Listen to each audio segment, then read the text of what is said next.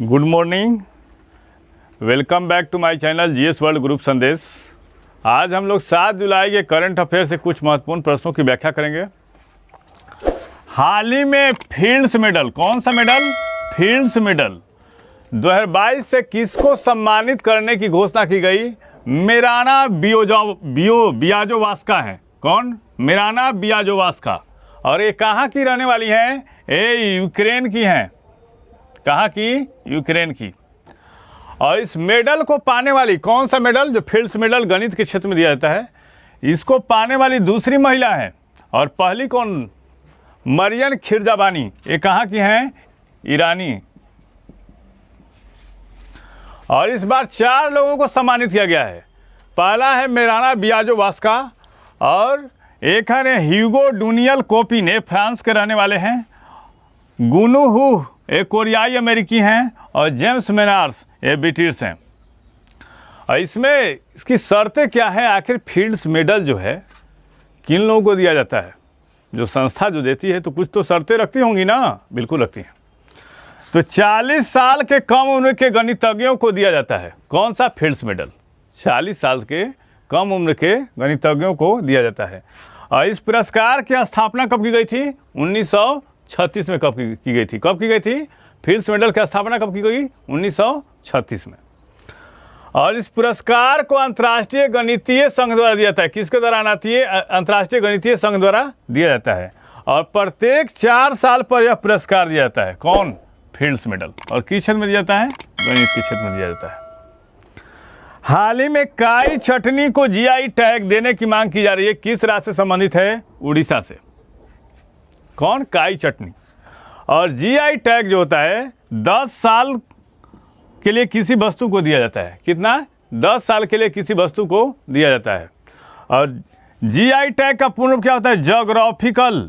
Geographical indication होता है। कौन होता है? Geographical indication. ज्योग्राफिकल इंडिकेशन होता है। और जीआई टैग का मुख्यालय कहाँ है? यह है चेन्नई में है। अब किन किन वस्तुओं को जीआई टैग दिया गया है थोड़ा सा देख लेते हैं इसका। तो जलगांव केले को जीआई टैग दिया गया है। कहाँ का है? यह है महाराष्ट्र का। सिलाव खाजा को जीआई टैग दिया गया। कहाँ का है? बिहार का। सिलाव खाजा, ये कहाँ का? बिहार का।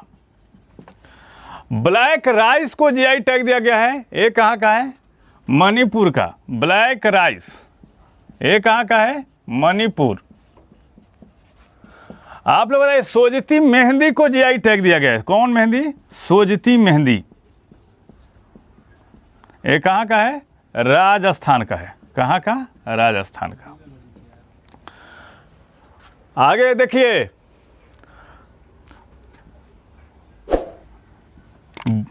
बोकोसोल चावल को जीआई टैग दिया गया है। बोकोसोल चावल को जीआई टैग दिया गया है। कहाँ का है? असम का है। कहाँ का? असम का। कंधमाल हल्दी को जीआई टैग दिया गया है। ये कहाँ का है? कंधमाल हल्दी को जीआई टैग दिया गया है। ये है उड़ीसा का है। कहाँ का? उड़ीसा का। मयूर गुड़ को जीआई टैग दिया गया है। कहाँ का है? ये है केरल का। टेराकोटा को जीआई टैग दिया गया है। टेराकोटा, ये है कहाँ का? टेराकोटा, ये है गोरखपुर का। कहाँ का? गोरखपुर। सोहराय कोहबर कला को जीआई टैग दिया गया है। सोहराय कोहबर कला को जीआई टैग दिया गया है। कहाँ का है? ये है झारखंड का। कहाँ का? झारखंड का। कदांगी साड़ी को जीआई टैग दिया गया है। ये कहाँ का है? कदांगी साड़ी, ये है कहाँ का है? ये है तमिलनाडु का। तमिलनाडु। हाल ही में 6 जुलाई को कौन सा दिवस मनाया गया? विश्व जूनोसिस दिवस। कौन? विश्व जूनोसिस दिवस। और इस दिवस को मनाने का उद्देश्य लोगों में जूनोटिक रोगों के बारे में जागरूक करना है। और यह रोग कैसे फैलता है? यह रोग जो है जानवरों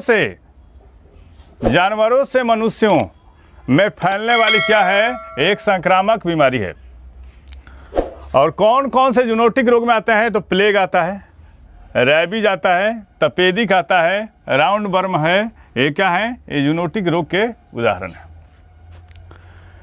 पी गोपीनाथन नायर का निधन हो गया। वे कौन थे? एक फ्रीडम फाइटर, स्वतंत्रता सेनानी थे और 1942 के भारत छोड़ो आंदोलन में हिस्सा लिया था और 2016 में पद्मश्री अवार्ड से सम्मानित किया गया। चुनाव आयोग द्वारा उपराष्ट्रपति के चुनाव के लिए अधिसूचना जारी कर दी गई है। एक कौन सा उपराष्ट्रपति चुनाव होगा? 16वां। उपराष्ट्रपति के बारे में देख लेते हैं हम लोग। उपराष्ट्रपति की योग्यता क्या होनी चाहिए? तो राज्यसभा का सदस्य होना चाहिए, 35 वर्ष से ऊपर उसका एज होना चाहिए, 35 वर्ष, भारत का नागरिक होना चाहिए। और अनुच्छेद 63 क्या कहता है कि भारत में एक उपराष्ट्रपति होगा। अनुच्छेद 64 कहता है कि उपराष्ट्रपति राज्यसभा का पदेन सभापति होगा। 65 कहता है कि राष्ट्रपति की अगर कहीं छुट्टी पर चले जाते हैं, वैसा आकस्मिक स्थिति उत्पन्न होता है तो उपराष्ट्रपति राष्ट्रपति के रूप में काम करेगा। आर्टिकल 67 क्या कहता है? उपराष्ट्रपति की बर्खास्तगी या पद से हटाने की प्रक्रिया है। और 68 कहता है कि अगर उपराष्ट्रपति जो होते हैं, उपराष्ट्रपति जो ही निवर्तमान जो पद पर रहते हैं, उनके रिटायर होने से पहले नए उपराष्ट्रपति का चयन कर लिया जाता है। और भारत के पहले उपराष्ट्रपति कौन थे? सर्वपल्ली राधाकृष्णन हैं। अभी कौन है? एम वेंकैया नायडू हैं। हाल ही में आई पुस्तक गांधी और चंपारण सत्याग्रह सेलेक्टेड रीडिंग नामक पुस्तक किसने लिखा? यह है सुरंजन दास। कौन? सुरंजन दास। हाल ही में नीलांचल इस्पात निगम लिमिटेड का निजीकरण कर इसका नियंत्रण किस कंपनी को दिया गया है? Tata steel long projects. अब तक दूसरा सबसे बड़ा निजीकरण है 1,21,000 करोड़ में बेचा गया है। एयर इंडिया के बाद दूसरा सबसे बड़ा निजीकरण हुआ है किसका? नीलांचल इस्पात निगम लिमिटेड का। अब तक का सबसे बड़ा निजीकरण हुआ है मोदी सरकार के रहते हुए। अब तक का दूसरा सबसे बड़ा निजीकरण हुआ है एयर इंडिया के बाद। नीलांचल घाटे में चल रही नीलांचल इस्पात निगम लिमिटेड को निजीकरण कर इसको बेच दिया गया। कोलंबो सिक्योरिटी कॉन्क्लेव का 6ठा deputy national security advisory level meeting कहाँ आयोजित हो रही है? ये हो रही है कोची में। और इसमें कितने देश हैं? 4 देश शामिल है। कौन कौन? इंडिया है, मालदीव है, मॉरिशस है और श्रीलंका है, जो हिंद महासागर के तटवर्ती देश हैं। और 2 पर्यवेक्षक देश कौन हैं? बांग्लादेश हैं और सेशेल्स है। और इसकी स्थापना कब हुई थी? कोलंबो सिक्योरिटी डायलॉग की कॉन्क्लेव की 2011 में। हाल ही में इस्पात मंत्रालय का अतिरिक्त प्रभार किसे सौंपा गया है? ज्योतिरादित्य सिंधिया। और इन्होंने किसका स्थान लिया है? आरसीपी सिंह का स्थान लिया है। और अल्पसंख्यक मंत्रालय को प्रभार किसको दिया गया है? स्मृति ईरानी को दिया गया है। भारतीय विश्वविद्यालय संघ के नए अध्यक्ष कौन बने हैं? सुरंजन दास। और भारतीय विश्वविद्यालय संघ की स्थापना कब हुई थी? 1925 में। मुख्यालय कहाँ है? नई दिल्ली में। अभी हाल ही में कौन कौन सी नई नियुक्तियां हुई हैं? तो थल सेना प्रमुख बने हैं कौन? आर्मी स्टाफ कौन बने हैं? ये हैं मनोज पांडे।